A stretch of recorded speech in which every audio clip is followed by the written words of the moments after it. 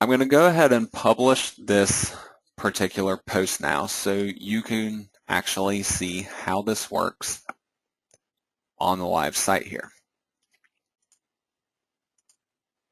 Now, when I visit the post page, you can see up at the top, I have these links that are going. These are called breadcrumb links that are going one to the home page and one back to the category page that this particular post is grouped under. I kind of like this in terms of it gives a structure to the site using links that kind of helps to sort this particular content. But a lot of the other parts of this particular post system, I'm really not that fond of. First of all, you have this information line right here below the actual title of the post, where it says posted on and it gives the date. And then you also have the author name, and this actually goes to an author page where you have the author archives for whatever author name you have specified for yourself, and it will then list all the different posts that were created by that particular author. Well, again, this only works for the post system here. Now, I'll show you in just a second here another reason why it is I don't like this. I have this author page, which I have opened up over here, and then I have the content of my page. And then in the bottom of the post here, I have this additional line of information that also has more links. I have a link to the category, and I also have a link to tag pages for each of the different tags that I have assigned to this particular post. So I have this comforters page, and I have this down alternative page, and I have this pins on page right here. So I'm going to flip over here to the category archive page. This is category/comforters. So this would be the main page for this particular category.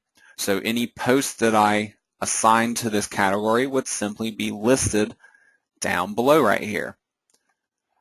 Now, the way all of this works, the way this is displayed to you, the way the actual category page here looks, the title that is used up at the top of it here, the text that is used right up here in the breadcrumb links, I don't get any control over this. All of this is done automatically by WordPress and or my theme. So all I'm going to end up here with for a category page is simply a list of all the different posts that are on in this particular category. And then if I switch, for example, over to the tag page for down alternative, it does the same exact thing. If you see here, when I flip back and forth between the category page and the tag page here, they're essentially identical pages with the exception of this information right up top here, which I can't even edit or add to in any way. If you do this on your live site and allow search engines to pick up all of these different pages, the category pages and the tag pages, and even perhaps your author page, you can see this page didn't even change with the exception of what's listed up here.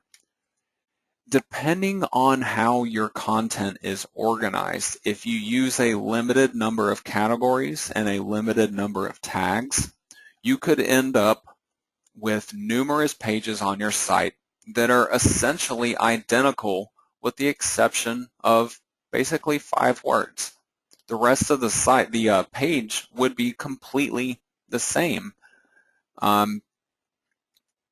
So, this is what is commonly referred to as the duplicate content penalty. You don't want to have the exact same content on multiple pages of your own website, because Google looks at these as basically worthless pages. Why would you create these additional pages on your site when they're the same? They offer the same information. They have the same links, the same content. They're just worthless pages is what I like to refer to them. Yeah, that can definitely get your site spanked there, even. That's for sure. So yeah, you want to avoid this duplicate content possibility. Now, if you had a pretty extensive site that had a bunch of different categories and a lot of different tags, to where each of your different tag pages wouldn't be listing the same exact post as the other tag pages on your site, then it could potentially grow into something where you didn't have that duplicate content penalty, but you're still ultimately just building a page out of information rehashed from other pages, and none of it is unique whatsoever. So I really just don't find these to be valuable pages on my site. They don't help me to serve the purposes that I'm trying to accomplish. They don't help my website visitors even. So, and on top of that, they're not helping my search rankings. So it's kind of everything piling in together has kind of been the reason why I have moved away from this post and category and tag system, because it just seems like a lot of additional pages on the site that ultimately don't accomplish anything for me.